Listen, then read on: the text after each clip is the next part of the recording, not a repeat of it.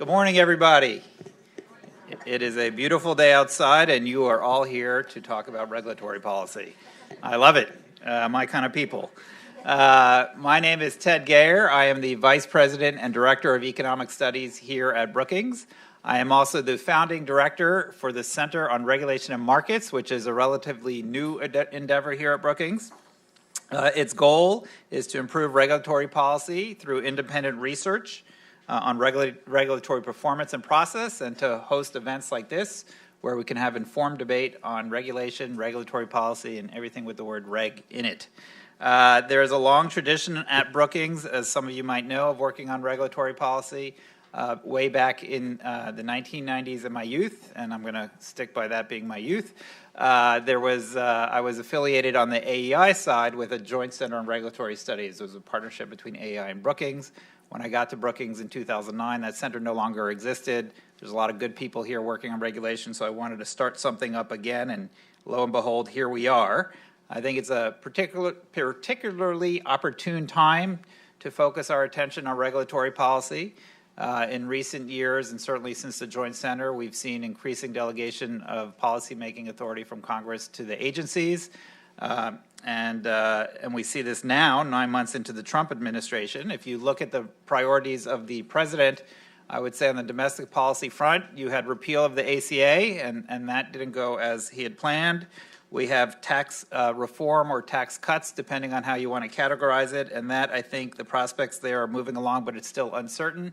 And then we had an agenda of deregulation. And unlike the first two, deregulation, of course, is something that doesn't require congressional participation, and hence I think it's safe to say or surmise that it is less stalled, certainly, and more proactively moving forward within the executive branch. So the plan for today is for me to talk for about 20 minutes or so on a new paper that we just released today. It is a paper I co-authored with my colleague Phil Wallach here at Brookings, and also with Bob Lighton, who's at the Council of Foreign Relations. Bob, unfortunately, is recovering from illness, so is not here today. I hope he's watching on our webcast online, so get well soon, Bob, and hello to everybody else also who's watching online. Thank you for joining us today. After I finish my talk, Cheryl Bolin will be moderating a session, a panel discussion of the paper and just the state of Trump's regulatory policy more broadly. And then, of course, as we do with most of our, or all of our events here at Brookings, we'll be taking questions from you. So save up your questions for that time. So with that, I'm just going to give you an overview of the paper. And I, of course, encourage you to read the paper as well. So what are we looking at? We're looking at Trump's regulatory plan. His requirements are twofold requirements. Now, like I said, more or less often running at the beginning of the administration, January 30th issued an executive order which set up both a regulatory offset requirement and a regulatory budget requirement. The regulatory offset is essentially what it says there. For every new regulation, we need to offset it by identifying two regulations to eliminate. And the regulatory budget, as is noted there, is each fiscal year, the OMB director will come up with a budget for each agency, and there can be no net increase above that budget level for that agency for that fiscal year. This is I would call a break from the historical emphasis across both Democratic and Republican administrations, where the focus in the regulatory world was very much on maximizing net benefits to society. And the way you do that is you measure benefits and you measure costs. And there's a lot of attention, a lot of methodological discussion and debate, and indeed disagreements on how you measure both benefits and costs, but an understanding that we should be balancing benefits and costs. With Trump's executive office, there is not a discarding of that old methodology and that old framework, but certainly a redoubled effort on the cost side. Now, if you look across administrations, there have been some differences. So President Reagan had an executive office saying that benefits should outweigh costs. Clinton changed that to benefits should justify costs, so you can kind of see a little bit of nuance there. I would say, broadly speaking, the Democratic administrations put more emphasis on distributive impacts and equity when considering benefits of regulations. But again, by and large, the whole goal was like, how do we better measure benefits and costs and try and figure out regulations that maximize that difference? Okay, So what is the rationale and the history of this? So as I was just alluding to, from an economics point of view, kind of a redoubled emphasis on the cost side through an offset or through a budget, it doesn't make economic sense, okay? So just take the offset. If you have a regulation that's going to be extremely costly but have even more tremendous amount of benefits such that the difference is quite large, you would want to promulgate that regulation, again, consistent with law. But nonetheless, from an economic point of view, that is a welfare-improving regulation that we should pursue, and we shouldn't disfavor it relative to another regulation that perhaps has smaller net benefits but lower costs. And if you're living in a world of cost constraints, you might wind up doing that. So economically, it doesn't make much sense. Politically, or in the lingo that we use in academia, there is a political economy argument for why you would use such an instrument. There is a public choice or political economy literature that suggests the kind of institutional framework of policymaking could lead to overregulation. You could have agencies trying to maximize their authority or be reluctant to undo old regulations that perhaps are not very effective. You have notions that for some regulations the cost might be diffuse, so you don't get a lot of political efforts against it, but if the concentrations or benefits, you might have sort of more kind of political emphasis on one side, even though it might not be justified from a net benefit point of view. So one way to think of Trump's proposal is it's, in some sense, a blunt political instrument meant to counter political impulses to overregulate. It's, in some sense, analogous to what we do with fiscal budgeting. We come up with fiscal budgets for direct expenditures that limit agency spending. So it's not like agencies can spend so long as net benefits are increasing. They are subject to budget constraints on the cost side. And I would point out a regulatory budget is not a new idea. In fact, I'm going to talk a little bit about Brookings from my perch up here.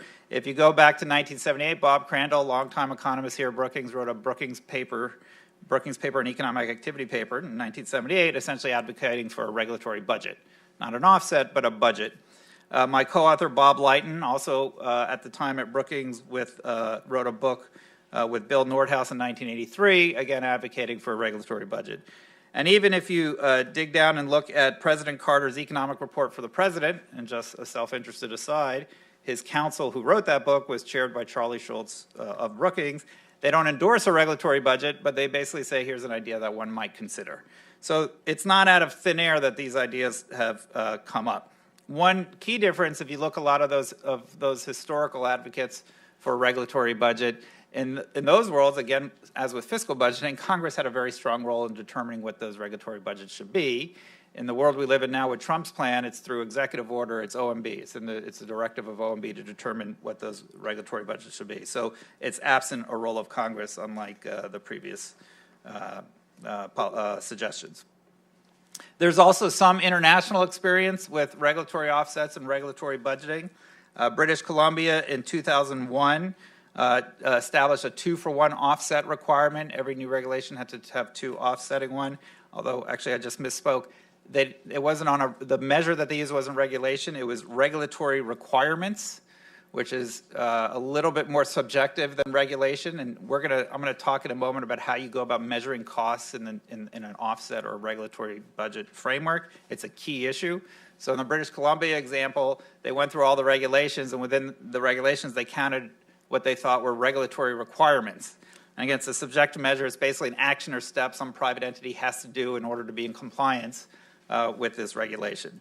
In 2012, kind of off of the perceived success of the British Columbia policy, Canada as a whole started a 1-for-1 offset requirement on their regulations, except in this case, it wasn't regulatory requirements, it was actual regulations. So just count number of regulations. For every new one, you get offset 2 other ones. And they also set a regulatory budget cap.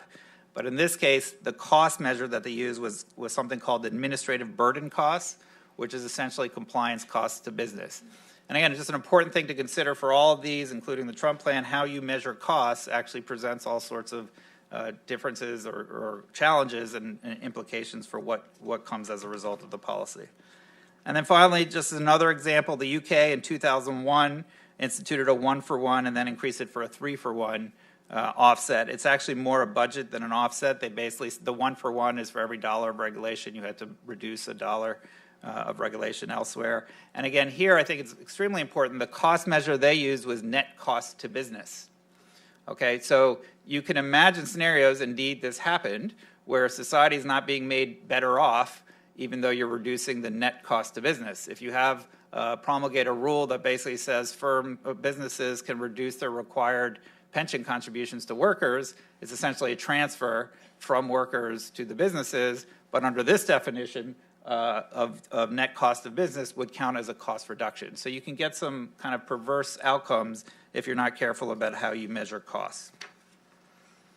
So with Trump's plan, it faces both legal and practical challenges, which we outline in the paper. So first, on the legal one, we had the good fortune, Phil and I, of working with a co-author, Bob, who early in his career actually was part of arguing the case of Motor Vehicles Manufacturers Association versus State Farm, which is sort of a seminal case in this field.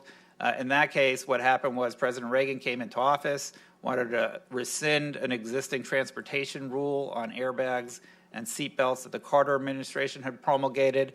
They went through what they thought was consistent with the Administrative Procedures Act, a review process, but their argument was since they were rescinding a rule, it didn't need to meet the same standard of review. It could be sort of a looser standard of review, and they lost. So the implication of that rule, as well as others, is that procedurally, if the administration comes in, they can't just eliminate a rule. They have to go through the standard Administrative Procedure Act's requirements. You can't just strike something. You have to do a full notice and comment and provide evidence for the decision of the rulemaking that you're promulgating. And on the evidence front, another part of the consistent with the law, you can't promulgate a rule that is seen by the courts as arbitrary and capricious.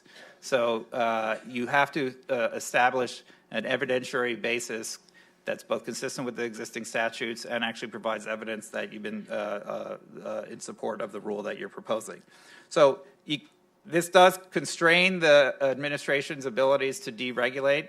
I think there is, if you read the executive order and the guidance documents and other documentation on it from the Trump administration, there is language in there that suggests that they are understanding and deferential to the fact that they actually have to comply with these requirements. I just put some phrases up there. So these are just kind of permeating the executive order. We can only do this to the extent permitted by law, unless otherwise required by law, in accordance with the Administrative Procedures Act, et cetera. So there's an understanding in their actions that they might not need Congress to do this, but there's going to be a judicial review coming, and they better be prepared for that. On the practical challenges, there's a number of practical challenges. I've already alluded to one, the first one. That is really the biggest one. If you're going to require an offset or if you're going to put a regulatory budget on costs, how in the world do you measure costs? And kind of such as life, generally, the more that a measure gets at what we care about, the harder it is to actually measure it reliably. Sort of, cruel twists of fate. So, for example, it's rather easy to measure the pages in the Code of Federal Regulations. Right? You can go count the number of pages each year, and if those numbers going up, you can say, well, this correlates with costs, so costs are going up. But of course, if that was your requirement for budget neutrality, that is a very imprecise measure. You could imagine more pages, but less burden on society, or the other way around. You can kind of step it up one more than that and count the number of regulatory restrictive words. This is what I call where you get kind of biblical, right? You count the number of shalls and musts and, I almost said thou, but that's wrong book. And required, in other words, and use that as a proxy for regulatory costs. Of course, relatively easy to measure, somewhat informative, but not a perfect correlate for cost. You could, in the UK sense, look at things like the cost to business. And again, it gets a little harder to measure compliance costs and other costs to business of complying with that a regulation might inflict on them. But again, it's sort of imprecise, or it's a little one-sided, because transfers from workers or from customers or consumers to businesses wouldn't get captured in that. So economists, we're high-minded sorts. We've defined what the true costs are. The true costs are opportunity costs. This is, but for this regulation, what would this private entity be doing with their resources? So what's the next best thing that they would be doing? What would be their willingness to pay for that? This is what is commonly referred to opportunity costs, not just for regulations, but with everything. Okay, when you mandate something, when you require something, when you draw resources, government draw resources away from the private sector, the opportunity cost is what would be done with those resources if they hadn't been subject to the regulation or rule. And of course, this is a very conceptually correct approach to measuring opportunity costs. It's also enormously different. It's sort of like the economist's work program. Like, it gives us lots of things to do and lots of things to measure across all different kind of regulations and laws, but it's enormously different to do. And certainly on a regulation, broadly speaking, if you want to budget for all the regulations of a given year, that's a hard number to come by. So it does create a challenge, and I think that is the biggest challenge practically with achieving what the Trump administration's rules are trying to do here. There are other questions about flexibility over time. If an agency has a cost saving now, how far in the future can they bank that and use it later? There's questions of flexibility across agencies, and the guidance documents allows potentially some of this, where a cost saving in one agency could be used as an offset for another agency. It quite honestly seems kind of hard to see how that's going to work out, but it's at least within the guidance documents conceivable. And then there's a big question of exemptions. What rules does this offset apply to, and what don't they? So for one, it doesn't apply to non-significant rules, smaller rules, less than $100 million. It does apply to guidance documents. It doesn't apply to independent agencies. It might apply to meet international committees. And then you have civil emergencies, military regulations, national security, foreign affairs functions. I think most of those it doesn't apply to. But there is some discretion and about which rules would be subject to this offset requirement. Okay, I'm going to be winding down soon. Okay, so scenarios. So we kind of lay this out in the end of the paper. This is sort of our attempt of what will happen. And one of the luxuries or challenges when you have 3 authors for one paper is you can lay out lots of scenarios that we could each carry our own probability weights across those 3 scenarios. So I don't know that we all necessarily agree on what will happen, but these are just some of the possibilities. One thing that's omitted out of this is it could be that offset and a regulatory budget, it doesn't make a difference at all, that it's totally non-binding.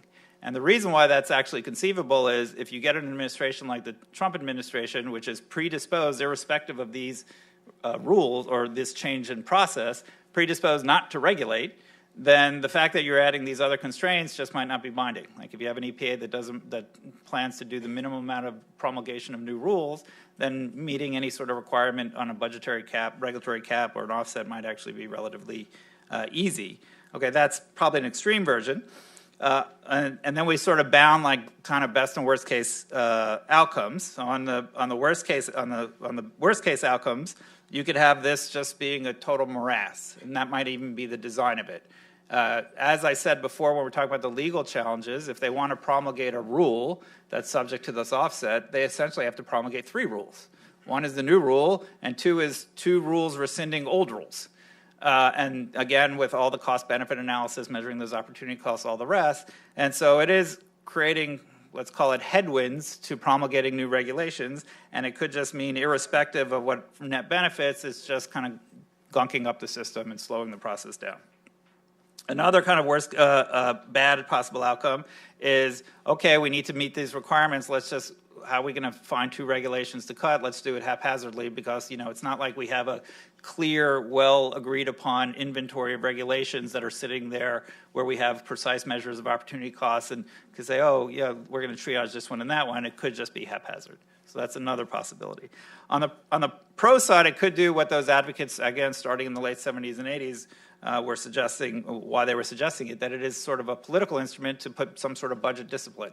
If for every new rule you have to actually maintain a budget neutral, it does give you an incentive to triage, to try and prioritize, to try and actually go deeper into the existing rules to figure out which ones are not effective or ineffective or indeed costly. So that's, I think, going to be part of the discussion following my talk, so I'll leave that for the discussants to kind of probe deeper into. But I do want to just highlight one additional thing. So this slide tells you kind of our take on the possibilities of what might happen. And so then the question is, as we move forward, what is happening? And so the other thing, in addition to the paper that we're releasing today, we're releasing something that we called Tracking Deregulation in the Trump Era. So this is a tracker that we have online. I'm not very techie, so this is not interactive what I have right here, but it's more interactive if you go to the website. This is just a screenshot.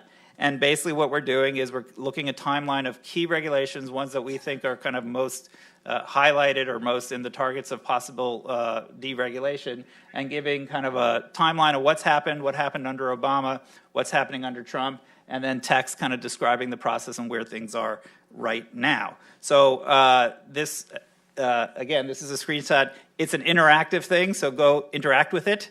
And you'll see on the website where there's a URL up there. You can also Google it up. You'll also see on the website an email. So we are looking for feedback, questions, suggestions, things that we may have missed. We'd love to hear from you. So with that, I'm going to pause. I'm going to invite the panelists up. Let me just, before they come up, introduce Cheryl Boland, who is a reporter for Bloomberg BNAs. She's a White House correspondent. She writes a lot on regulatory policy. And so there you are. We are delighted she's here. And I'm going to sit down. Phil Wallach, my co-author, is going to, I say this, I think I can say represent me, let's hope, on the panel, or represent us on the panel. And so again, thank you for being here. And panelists, come on down. I am Cheryl Boland, and as Ted said, I'm White House reporter for Bloomberg BNA, and I have been covering regulatory policy since 2009. And I fondly recall asking Cass Sunstein, who was OIRA administrator at the time, this really easy question. So does regulation kill jobs? Little did I know that whole books had been written on that topic. Anyway, no such softballs for these guys today. But let me go ahead and introduce our panel. To my left is Howard Shalansky, who was the former OIRA administrator in the second term of President Obama, and he is currently a professor at Georgetown Law. Then we have Stuart Shapiro, and he is a professor at the Edward, I'm going to mispronounce, Blaustein School of Planning and Public Policy at Rutgers University. And then, of course, Philip Wallach, who is a senior fellow here in governance studies at the Brookings Institution. And then Susan Dudley, and I should know this off the top of my head, director of the George Washington University Regulatory Studies Center, and again, former OIRA administrator in the second term of President George W. Bush. And so what I would like to do is start off by asking the panelists to really just take 1 or 2 minutes, and if you've got any opening thoughts, or especially if you have any observations about Ted and Philip's paper, if you would just go ahead and share those thoughts with us. Howard? Okay. Well, I'll start with a couple of observations about the paper. I think it's a terrific paper that's incredibly valuable right now.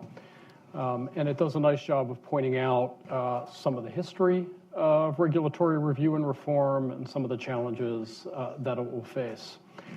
Looking at the actual executive orders, I think that there are some things to watch out for as we watch the implementation of those executive orders going forward. And I think one of the things that the paper points out is a very salient point. When one reads the executive orders, that 13771 and 13777, that I think are relevant to regulatory reform in the Trump administration, no real changes are being made to the underlying governing structure of regulatory review in the United States. The executive orders have set the criteria for what OIRA does. The underlying circulars that OMB has sent out that tell agencies how to do regulatory impact analysis and how to review rules are not being changed. But there's a definite shift and emphasis on regulatory costs. And because there is a lot of play in the joints, methodologically, in terms of data that are used, in terms of just the political valence and the emphasis that a particular administration has, without changing the underlying executive orders, a shift in focus to costs can have substantial impacts. And if one looks at what the leadership of the agencies have been doing, and the leadership of OMB, one can see that there is a pretty clear mandate being sent out through the executive branch that the executive branch agencies and beyond, even into the independent agencies, really had better make sure that the benefits really justify the costs, and that every cost is accounted for and as well as possible quantified. My evidence for that are two things. Most notably, it was interesting to me that OMB Director Mick Mulvaney at a certain point criticized the Obama administration for not having taken into account costs and for looking one-sidedly at benefits. That was not an accurate statement, and it was quite well debunked in a subsequent Washington Post article. Where we only looked on one side, it turned out we looked at about 15 rules where we only looked at the costs and didn't look at benefits. But when one sees that that is the perception of the leadership of the very office in the government that is going to be running regulatory review, that's a pretty clear signal. I'm going to be watching for any extent to which an agency has de-emphasized or not fully accounted for costs, hence the cost emphasis. Similarly, when one looks at what the EPA is doing on climate regulations, it's really quite clear that the emphasis is overwhelmingly on costs. And again, I would refer you to an interview that Chris Wallace had with Scott Pruitt on Fox News, where Pruitt was talking about how he was going to take down the Clean Power Plan. And Wallace came back and said, but what about those tens of thousands of asthma cases a year that will be prevented by the Clean Power Plan? What are you going to do to make up for those lost benefits? I'm putting some words in his mouth. I'm not sure he said lost benefits. But he really held Pruitt's feet to the fire because he did not have an answer, which signaled again, I'm not looking at benefits, I'm looking at costs. So I think we're going to be entering a period where the emphasis is on costs. Costs are going to be the main criterion, and we're going to see a lot of rules pulled down because of costs. And the thing to watch for is insufficient and inaccurate accounting for very genuine benefits. Okay. Stuart? Thank you, and thank you for inviting me. I also really enjoyed the paper. I thought it was a nice outlining of the world we're in right now, empty of a lot of the rhetoric that has accompanied many of these debates. I want to pick up on something Ted said in his talk, where he outlined the fourth possible scenario where these executive orders don't really make that big a difference. And I actually think that's not an unlikely scenario. Quite frankly, given what Howard said, if you tell Scott Pruitt that he has to get rid of 2 regulations for every one he enacts, or he has to keep costs of his regulations within a budget, that's like telling my kids they have to eat their candy before they can have their vegetables. So I don't, to put that in political science terms, the existing means of control of agency actions, particularly the appointment power and the fact that the Republicans control Congress right now, I think is sufficient in the short term to ensure that there's not much regulatory accumulation and that there is an emphasis on deregulation and eliminating regulatory costs.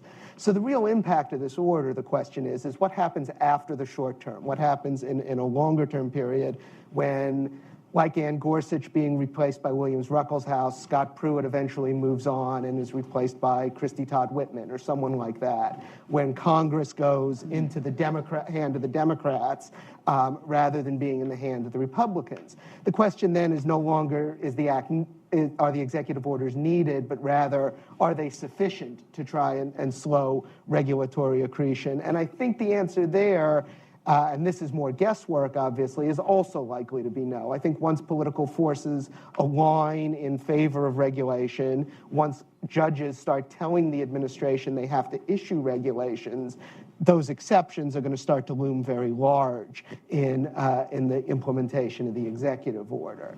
And then in the longer term, when we have a Democratic administration, I have to think that these executive orders are among those that get revoked on the proverbial day one of the new administration. I don't think these will be like Executive Order 12291, which was then modified by Bill Clinton and adapted, and regulatory impact analysis became a permanent part of the regulatory framework. I don't think 2-for-1 or regulatory budgets are the same, and I'm happy to elaborate on that later in comment.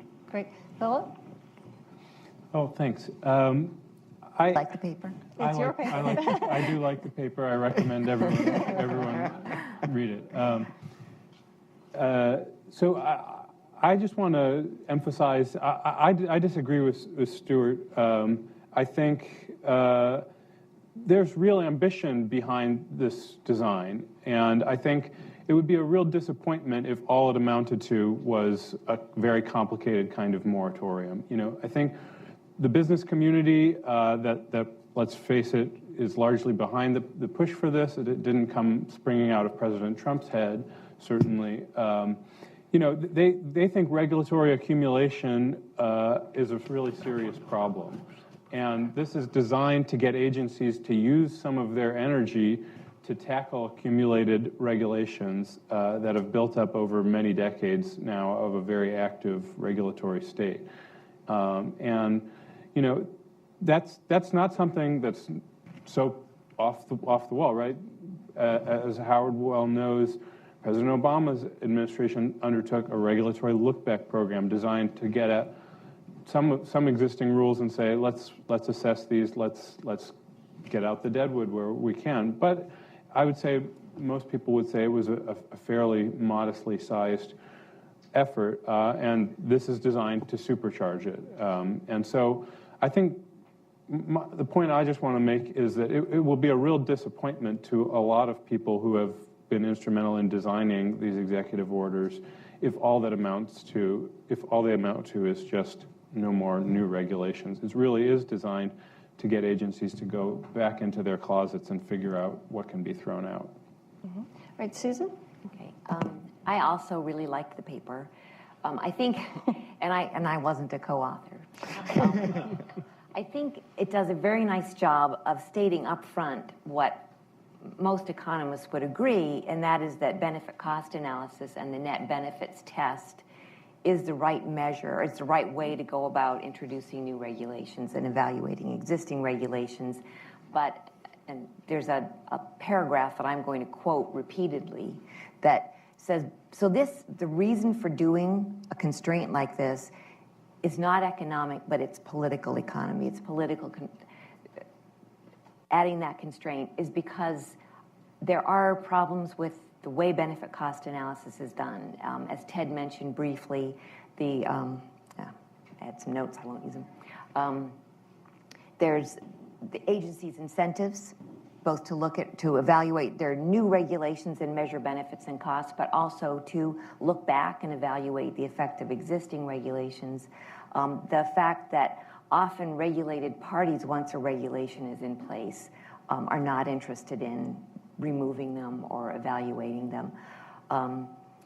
That it is just plain hard to do. So I think there are a lot of arguments I think that the paper makes an excellent case for why, despite the fact that we all think if things could be done perfectly, benefit cost analysis should be the governing rule, having this as an overlay, and I think that's a key point.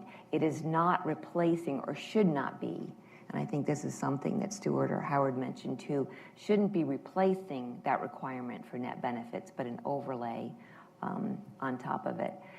I also think that the paper does a nice job of saying there are a lot of challenges, though, which is why each of us has a different sense of what might the outcome be. Not only the APA challenges, but also it is just hard to measure. It's hard to do the measurements, and measuring just costs is harder than measuring net costs or net benefits for a variety of reasons that's probably not worth going into now. So I also liked the way they laid out several scenarios, and Stuart has added a fourth. But the best case scenario, I think, does depend on this new requirement being something that's overlaid on top of the existing requirements for net benefits, and that it actually stimulates and incentivizes real evaluation of existing regulations, which, despite every president since Carter and even before, has told agencies don't only look going forward at the benefits and costs of future regulations, but look at the regulations on the books and see whether they really are achieving their intended objectives. There really has never been an incentive, and I hope this incentivizes that, and also, in so doing, provides the tools that we don't have right now to look back at existing regulations and look at their benefits and costs. Great, thank you. All right, so moving on, the title of this panel is, Can Trump's Ambitious Deregulatory Agenda Succeed? But before we can determine if he can succeed, I have to ask, what is President Trump's regulatory agenda? Does anyone have a good sense of the goal here, what he's trying to do?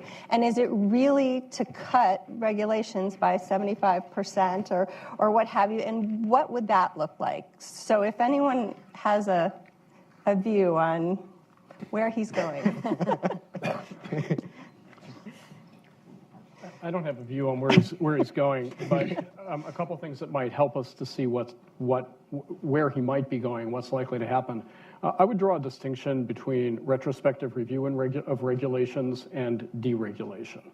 Retrospective review of regulations could be, as actually some of the Trump executive orders say, could be reforming a rule, strengthening a rule, if it's found to be too weak in light of circumstances, or repealing a rule. It could be any of those things. I think when one looks beyond some of the superficial language of the executive orders to the system it is setting up, it is not really a retrospective review effort that is designed to find out what's not working well, what could work better, how should we change things. It is a deregulatory effort. It is an effort to get rid of rules. And when one looks in 13777, which is the thing that sets up these regulatory task forces within agencies, they're deregulatory task forces. Look at their mandate. So I think the objective is to look at rules that can be removed more so than rules that can be reformed. So that's one place that he's heading. I think that's the biggest interest there. There are limited resources within agencies. You have a choice to strengthen a rule or get rid of one and make your regulatory budget and live up to the 2-for-1 executive order. You're going to get rid of the rule. So I think that that's going to be the ultimate objective. And I think they're starting with rules that they perceive to have big political payoff. And whether it stops after that, I think, and becomes effectively just a moratorium remains to be seen. But I do think there is good evidence that what we will see and where this is all really heading is getting rid of a bunch of big rules that have political payoff and then settling into what is really a roadblock to new rules. And part of the reason that that's true is there is actually much less of a constituency for deregulation than people think. And this is what you discover when you get out there and you try to get rid of rules. President Obama asked the Business Roundtable publicly, I think 25% of rules might be able to be cut. Give me your suggestions.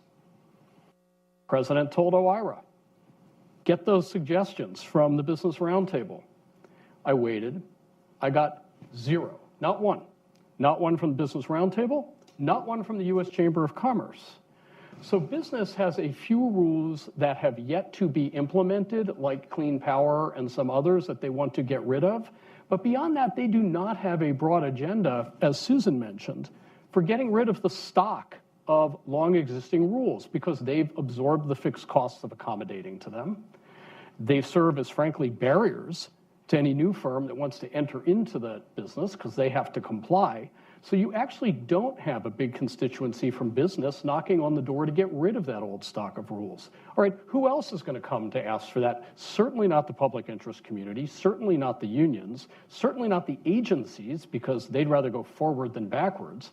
So actually the forces aligned against true retrospective review and actually serious and sweeping deregulation of the longstanding stock of rules is very limited once you get beyond a few high-profile rules, ones where industry has mostly not yet had to absorb the compliance costs. So where I think Trump is heading is a big statement that let's get rid of everything we can, let's get rid of these big, powerful, these big high-profile rules, and then let's really stick to the budget. So I think we'll see a blip of real deregulation, and then the real emphasis is to be able to say at the end of whatever period of time, look how much lower we are on regulatory activity than past administrations. And on that note, I would just point out a fact that is often lost in all of this. The Obama administration issued fewer rules than the Bush administration. or the Clinton administration, or, this may shock you, the Reagan administration. The Obama administration issued fewer significant regulations than the Bush administration. It did issue more economically significant regulations, but when you strip away the ones that courts or Congress, like ozone, required the administration to do, this myth that regulatory activity under Obama was a marked departure from the historical norm is nonsense. So Trump does not have some big inflated stock of terrible rules that this administration can just go in and sweep away. They're working off of a pretty well curated set of rules on the books, and once they get beyond the ones that they don't like, even if they're good rules, they're going to have a harder time than they think sweeping away the stock. So, Susan, you look like something to say. I agree. I think the rhetoric is definitely deregulatory. You know, that's certainly the language, more than we've seen in decades. And I also agree that will always be entrenched interests that make it hard to remove regulations once they're on the books. I mean, there are kind of funny stories about companies that were the most vociferous opponents of a new regulation, and then once the regulation was in place and the agency reviewed it and realized it really wasn't very effective, they were the most vociferous opponent of removing that very same regulation because they ended up being the only company that could comply with it. So there is that, but I think if we look at the evidence from other countries, which this paper does nicely, they illustrate that there is some low-hanging fruit, that there are ways to modify regulations so that they are easier to comply with, less redundant, so that there's less duplication and redundancy. So again, I'm hoping for the best case scenario that the paper presented, because it's in nobody's interest to get rid of regulations that have large net benefits and keep the regulations that don't. So I hope this focuses on what are these regulations that we think could be done more efficiently. And I'll just make a quick point. There are the two parts to the executive order. One is the one in, two out. And that one is just rule for rule, but the outs can be trivial, small rules, while the ins can be big, or ins, only big rules count as ins.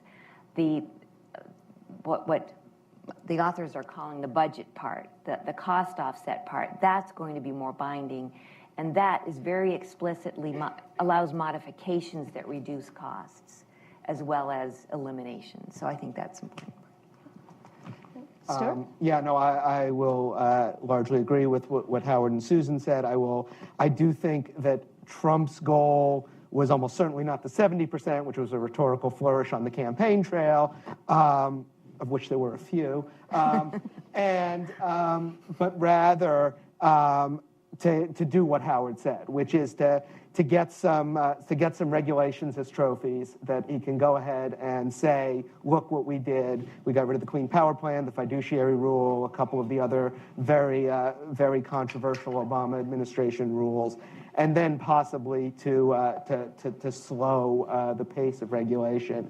I will add that there is a constituency for deregulation. It is small businesses that want to expand, possibly, and people that want to start small businesses. But despite all the rhetorical attention given to small businesses, they are not a powerful political constituency compared to the large businesses that generally are happy with things the way they are. Did you want to? I would just fall into that very last point. I think the administration would certainly make the point, and this will empower people like that, because we need their ideas to meet the budget, and we're not just saying that. We really need that stuff, to sort of the grist to our mill now. So we're going to be out looking for it, and so I think ideally, that's who the administration would say would be empowered by this rule. Great. And now I'd like to turn, because we've touched on a couple topics here that I was going to ask about, but an important question to me is the link between regulation and economic growth and job creation.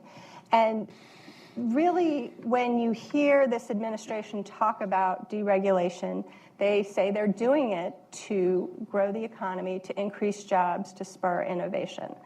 And so my question to you is, it's like the does regulation kill jobs? What is the link between regulation and economic growth? Does regulation depress economic growth, and does deregulation grow the economy?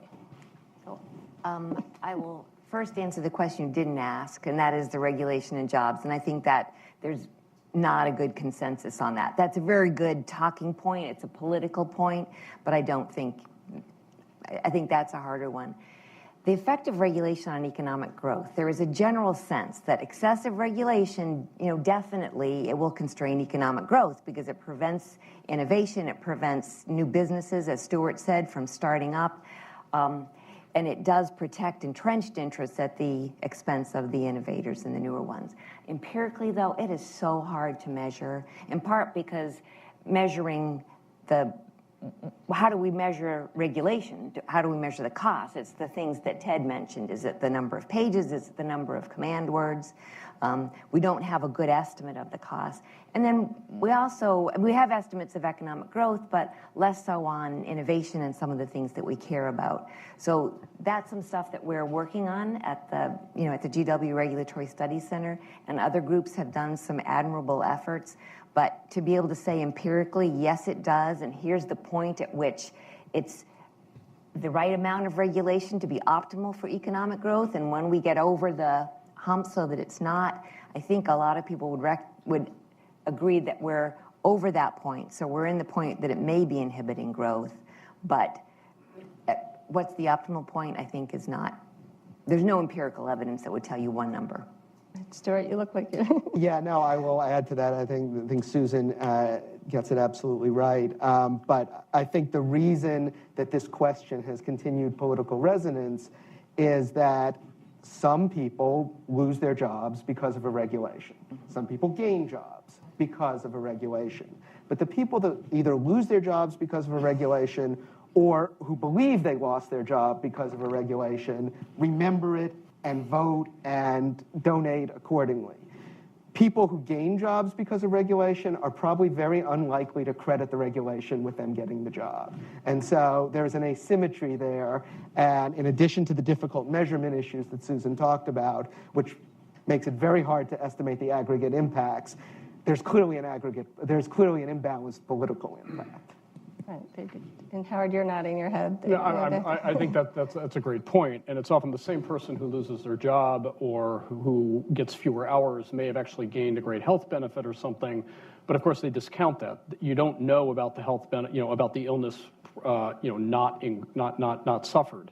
So there really is a difference in political salience there that's extremely important. But when it comes to the link between growth and regulation, I think there is a sense that at some point there is a link. And so it is better not to have rules that you don't need because we don't know what that point is.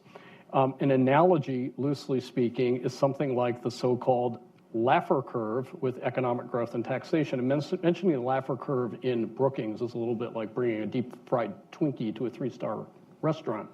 But if you think about a curve that would sort of be, show growth increasing, as a curve of growth with regulation, at some point growth is going to drop off when the regulatory load gets too high. But we don't know where that is.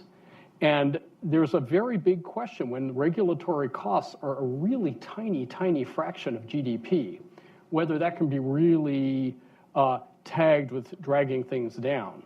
Over time, there turns out to be relatively little simple correlation between measures of economic growth and measures of regulatory cost. So people could talk about regulatory costs going up in the Obama administration, and I would urge people to look carefully and closely at that data and the shape of that trend. But remember, job growth expanded through the whole administration. Now, admittedly, one has to be very careful when one talks about job growth. What jobs? What is the quality of the work that people are getting? Is regulation downgrading that quality? Those are all serious and difficult issues to take into account. And of course, we don't know about the jobs not created. Would we be at 3% unemployment without the regulation? No, I don't think so. Nobody thinks so. But it's a very difficult story to assess.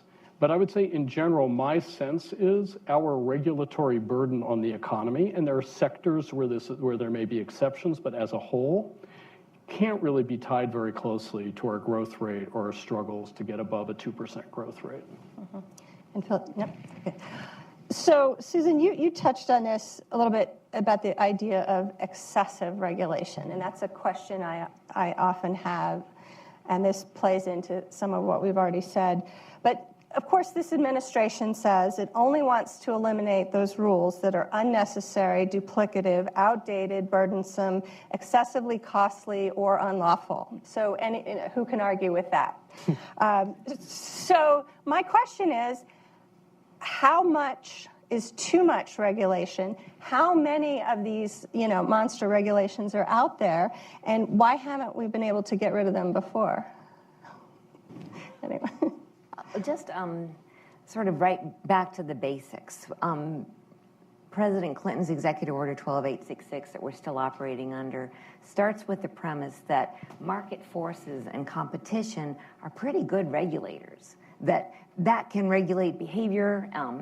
You're not going to cheat your customers because people will know about it. And your paper actually mentions, too, new technologies that weren't around in 1993, 6, when Clinton's executive order, make that even easier to be able to track. So competition is a very good starting point in market forces. So it's only when we find some material failure of those markets that it may be worthwhile intervening and regulating. And it's only then that we start to do net benefit cost analysis.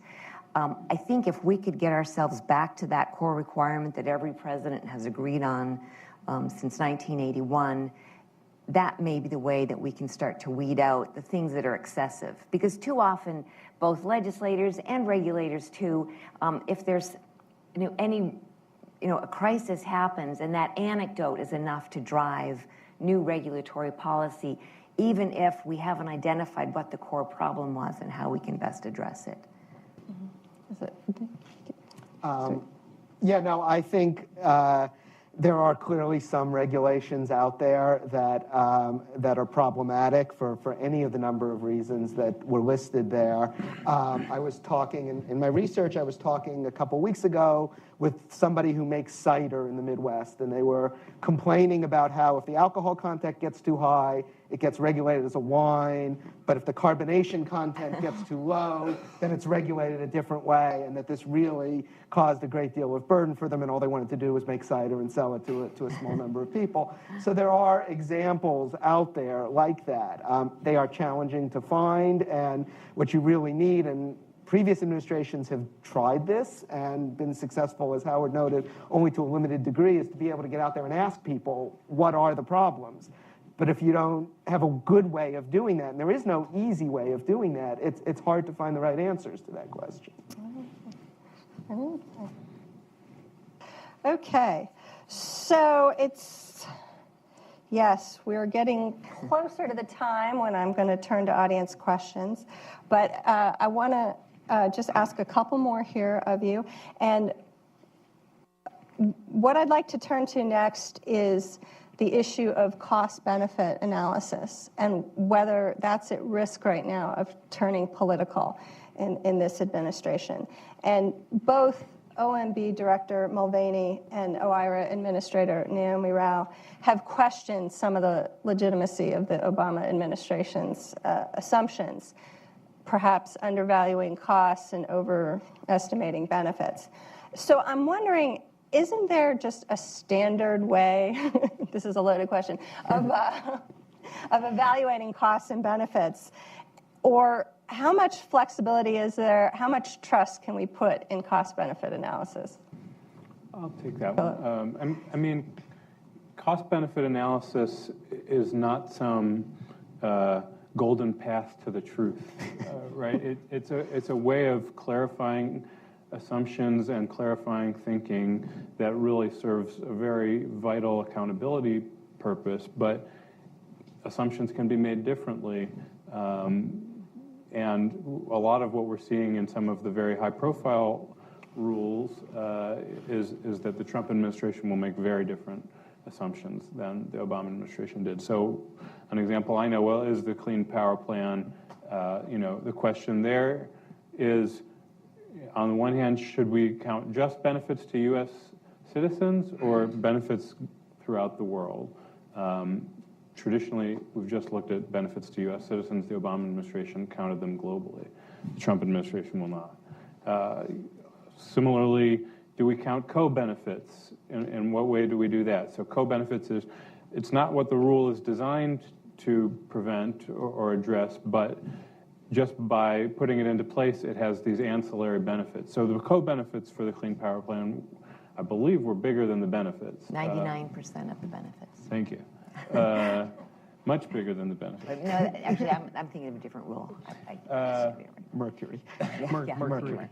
Yeah, I'm wrong about that. So basically, it's that if your rule forces coal power plants to shut down, that has lots of health benefits, even if nominally that's not what those kinds of health benefits weren't what the rule was designed to secure.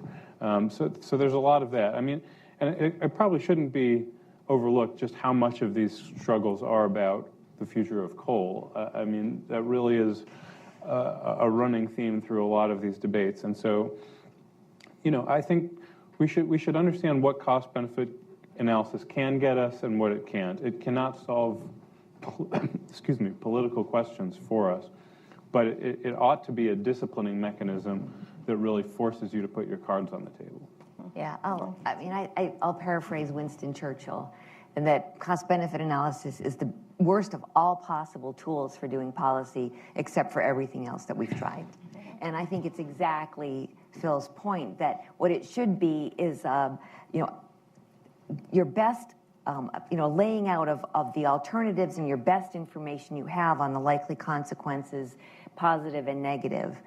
But there are so many assumptions in that. So I'm going to put in a plug right now for a paper that Stuart and I are among 19 co-authors called a Policymaker's Guide or Consumer's Guide to Regulatory Impact Analysis that kind of walks through 10 tips for when you look at a regulatory impact analysis or benefit cost analysis, what are the questions you should ask and what should you be skeptical of, and so that you understand what are the assumptions that went into something and what different outcomes you would get if you make a different plausible assumption, and they're huge, as Philip's example showed.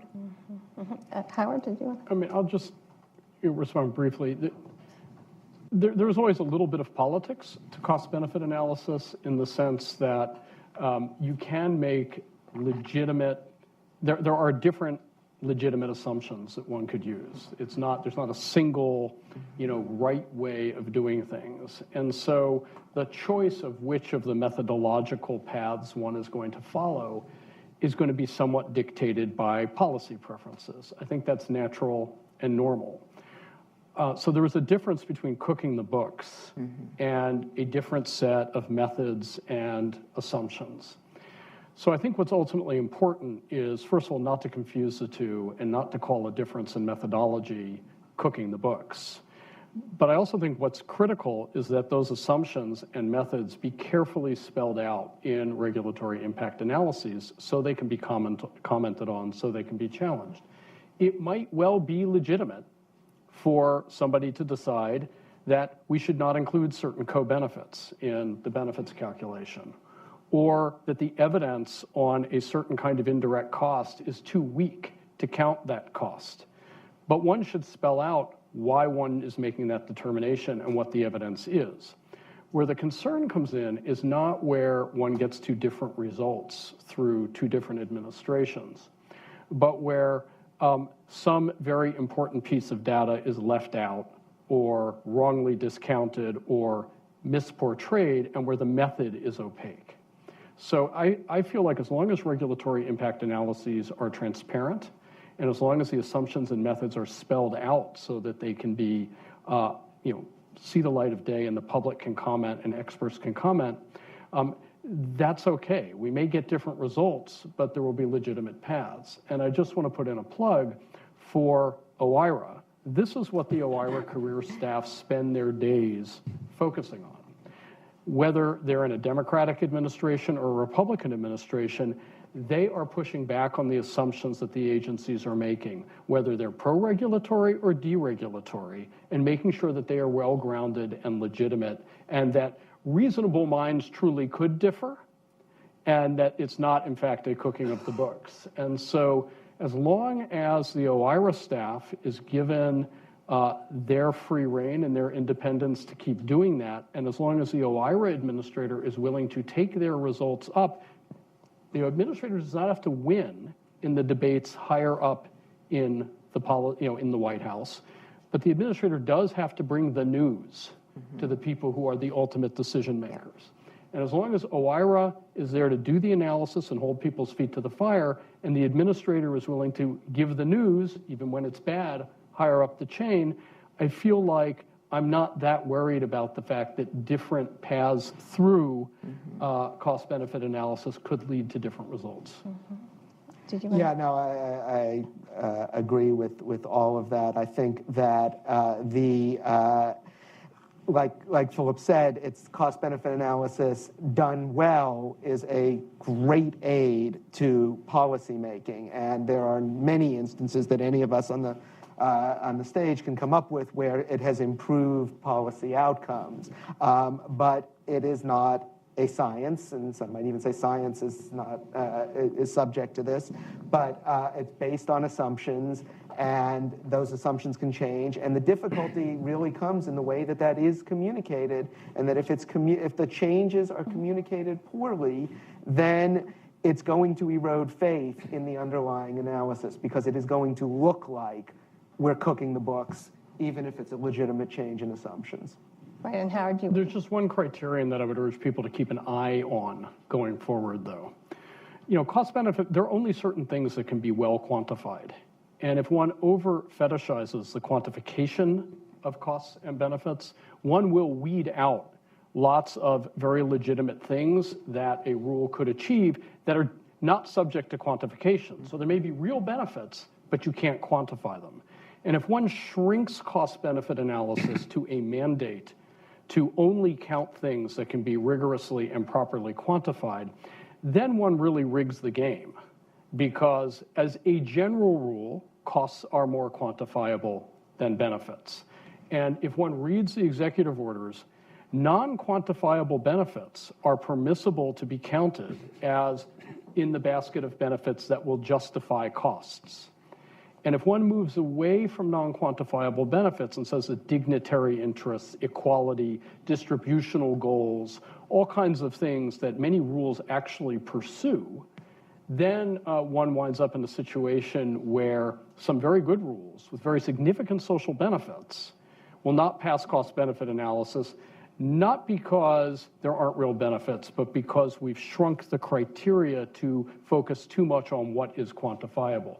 So that is one change that I think may be occurring, or that I would watch out for, because that really could go beyond different legitimate methods through cost-benefit to tilting cost-benefit very much in the direction of overweighting costs. Thank you. All right, so my final question before we turn to audience questions is to bring out your crystal ball predictions and how successful will Trump be in deregulating, as whether you call it retrospective review or pure deregulation. Many, many administrations have tried, often running up against courts. Not so many have succeeded. Can Trump do it? Or what obstacles will he face? And I'm going to reverse it and start with Susan. I think he will face obstacles, challenges in the courts, challenges in agencies who are less enthusiastic about his goals. So I think, at least in the short term, what we will see is a continued slower pace of new regulations. Because, and we haven't talked a lot about this, but it is in the paper, actually removing regulations takes a long time, at least as much time as introducing a new regulation. And part of that is the litigation that will come when you have two public records, the one supporting the regulation and a new one supporting changing that regulation. So that's as far as I'm willing to go on prognosticating. On your crystal ball, Philip? I'll pass on the crystal ball entirely, but I will say that this part of the Trump administration's work has been handled with a lot of professionalism. I don't see it necessarily as so distinctively Trumpian in the end, in the way so many other of the president's sort of trademark initiatives might be. So I think that there are a lot of pros on the job here. I think that something we haven't talked about today, these regulatory reform officers that Howard referred to just a little bit, that are being created as sort of permanent standing committees in each department. I think that's a clever managerial strategy that could turn out to be effective. So I would just say that so far what I've seen from them is a pretty serious effort. I think if we set the criteria as we outlined earlier, Howard and I outlined earlier, as being the elimination of a few high-profile rules and a slowdown in regulatory accumulation, I think there's a reasonable chance he will succeed at that. I think it depends a lot on the litigation of those high-profile rules, which is unpredictable. I think beyond that, I would be surprised to see large-scale changes, but we'll see. I think that if one measures success by the number of rules repealed, he'll be more successful than past administrations, but probably not dramatically so. So I'm probably largely in agreement with the rest of the folks here, but I want to point something out, and this is where the larger effect may be felt. There are a variety of ways to deregulate. One doesn't merely have to repeal a rule. One could stop enforcing a rule. And I think that when one looks at what happens in the agencies, one needs to look beyond the regulatory count to what is happening to the personnel who are expert at monitoring and enforcing. And to the extent that we start to see fewer enforcement actions and a depletion of the capacity within agencies, perhaps taking people who were good at enforcement and moving them to deregulation task forces, or who knows, to accounting, one might start to see some real effects out there that are deregulatory without repeal. And I will speculate, and this is pure speculation, that is actually where some of the larger impact will be felt out there. And that can endure. It's one thing to repeal a bunch of executive orders when a new administration gets into power and to initiate rulemakings to restore rules that were repealed. To rebuild agency capacity and expertise in monitoring and enforcing could be a much slower process. So if the goal is really to make regulation less present and effective, he may be dramatically more effective than if we measure simply by the reduction of rules on the books. That's right. Well, thank you. I have a lot more questions, but I would like to give our audience an opportunity. So we do have a microphone. Excellent. And lots of interest right up here in the front. And if you could speak loudly, say your name and who you're with, and try to keep it to a shortish kind of question. This gentleman right up front. Robert Schroeder with International Investor. We heard a Bear mention, but I'd like to hear more about the opposing groups. We all know the analysis can be twisted or spun according to who's doing it. The medical community will get involved in a lot of this. We haven't heard much from labor yet. I think there's other constituencies as well. Certainly food safety advocates, consumer advocates for the financial community, et cetera. Will they become more evident, do you believe, and will that add to the political turmoil, trying to assess the actual costs of deregulation in terms of people's health and the consequences for labor and consumers? So are you talking about their involvement in cost-benefit analysis or lobbying certain rules? To be clear, both in the analysis and, let's face it, the political turmoil that's going to follow a lot of this. This is a perfect foil, if you would, for not just the Democrats, but anybody who's going to fight against big business. There's already a lawsuit filed, and I should defer to lawyers on the panel. Is that just that says the executive order itself is illegal? So, I mean, generally, consumer advocacy groups, environmental groups are extremely well institutionally established as a permanent presence in Washington, and Trump has probably been very good for their fundraising. So these are all going to be fights contested.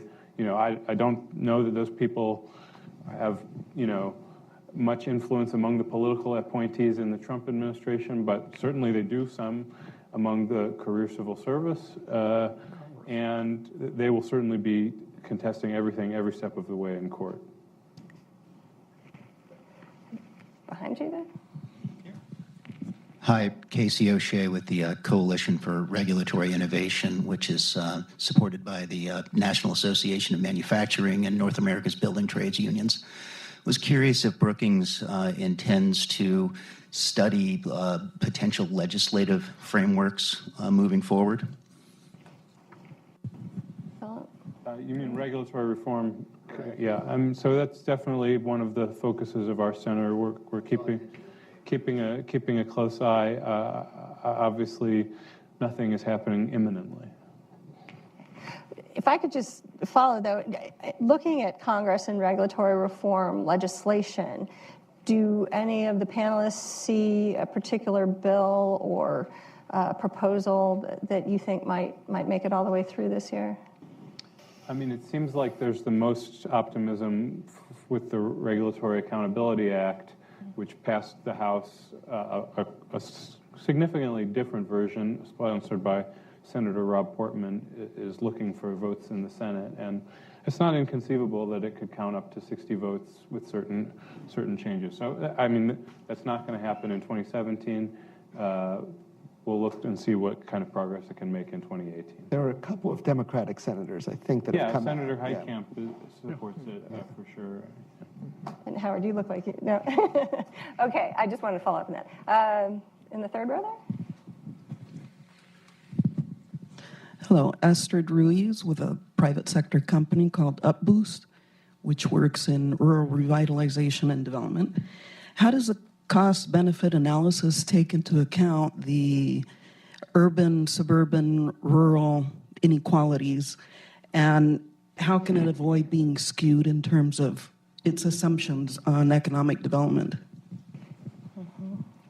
And we talked a little about this, Susan. Yeah, cost-benefit analysis itself tends to not look at distributional impacts, but regulatory impact analysis is broader than benefit cost analysis, and it uses that, but it also does try to look at different impacts, and the executive orders are quite explicit about that. So it is an important part of regulatory analysis. Okay, come on this other side of the room here. You got to raise your hand. Thank you.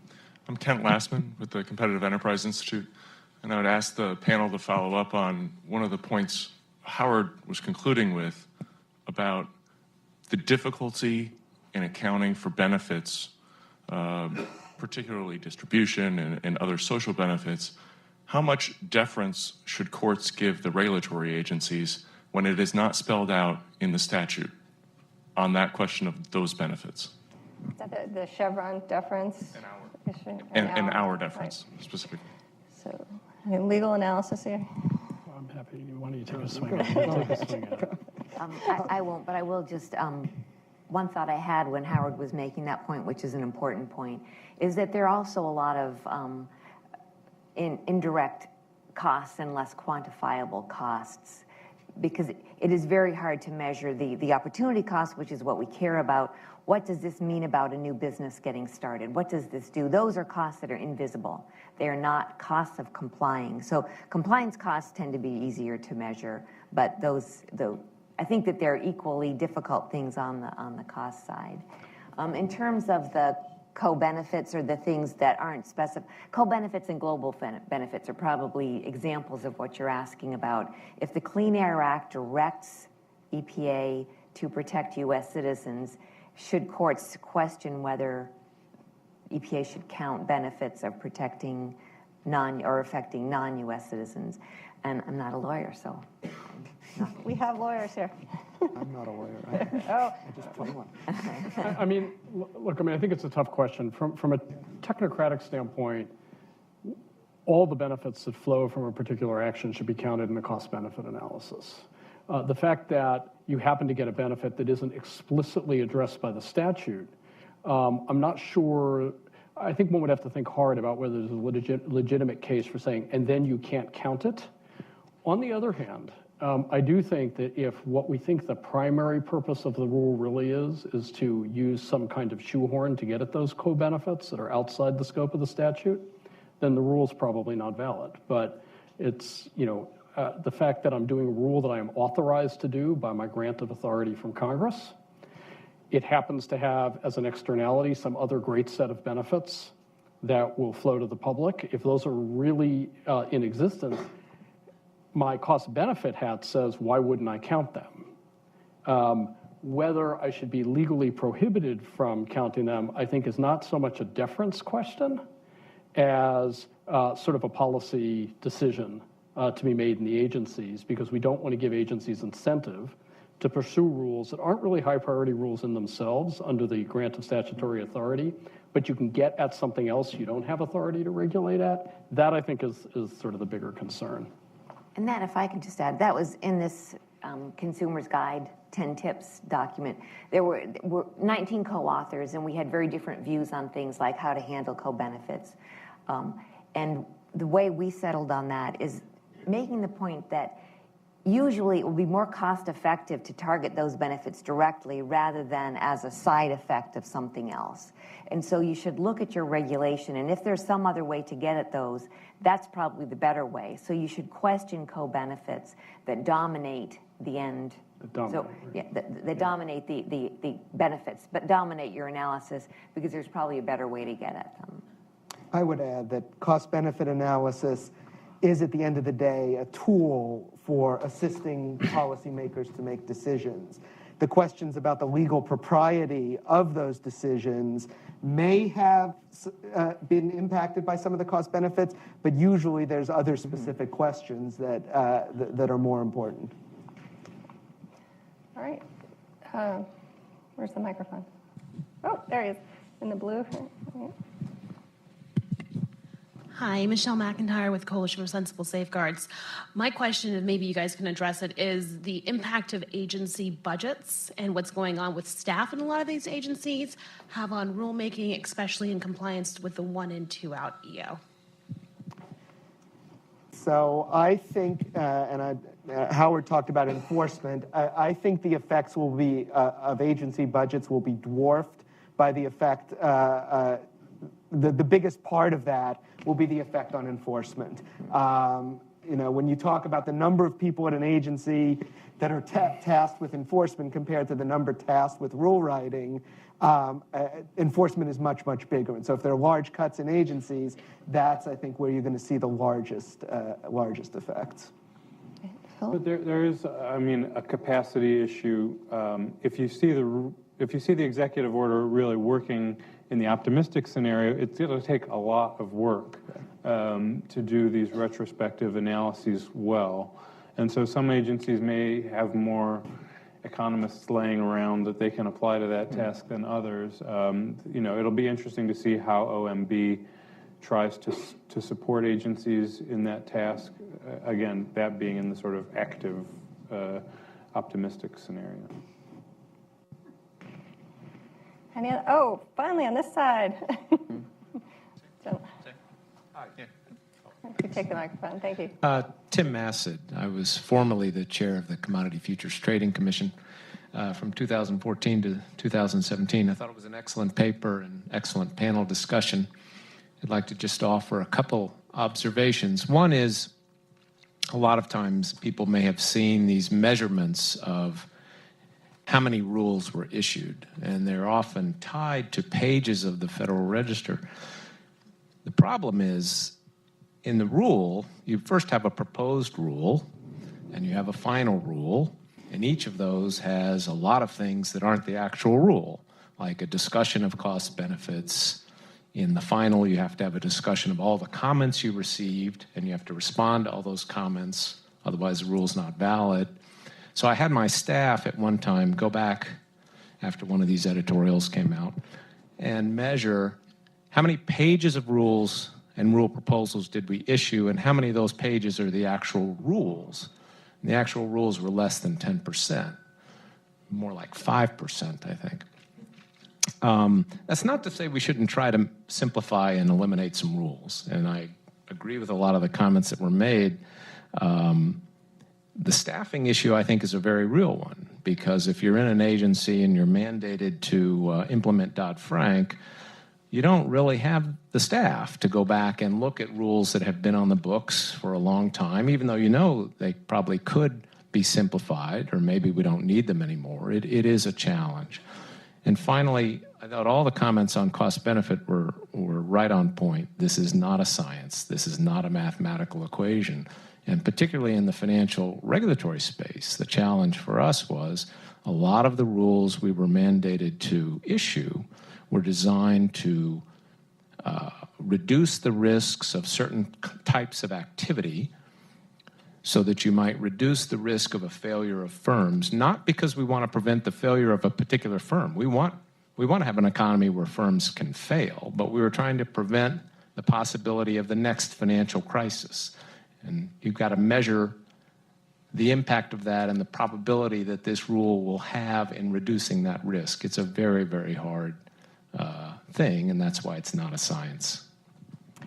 So I can assume from that the tall stacks of pages from the Federal Register isn't a good way to measure regulatory burden. Okay. Does anyone want to respond to that? I'll just throw out one point which we haven't dwelt on, but I think the way that the EO is set up right now, things like the CFTC are not covered by it. Right. So that's just worth pointing out. Although there is an MOU, but Gentleman back here. Sam Berger, Center for American Progress. I guess I'd be interested to hear your thoughts on the threat to cost-benefit analysis just as a concept at this point. You have a situation which, some people suggest you're not accurately capturing all the benefits, you're overestimating costs, et cetera. And then you have the Obama administration come in and say, no, we're going to do a really good, hard look at this, and we're going to put forward rules that have significantly more benefits than costs. Howard probably knows off the top of his head. I think it's like 8.5 times more.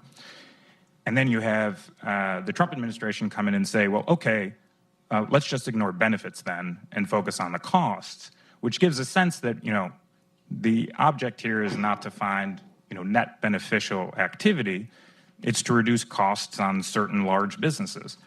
So I'd just like to get your sense of whether this sort of next step really calls in, to the extent to which it calls into question and gives strength to those who have serious concerns about cost-benefit analysis in the first place.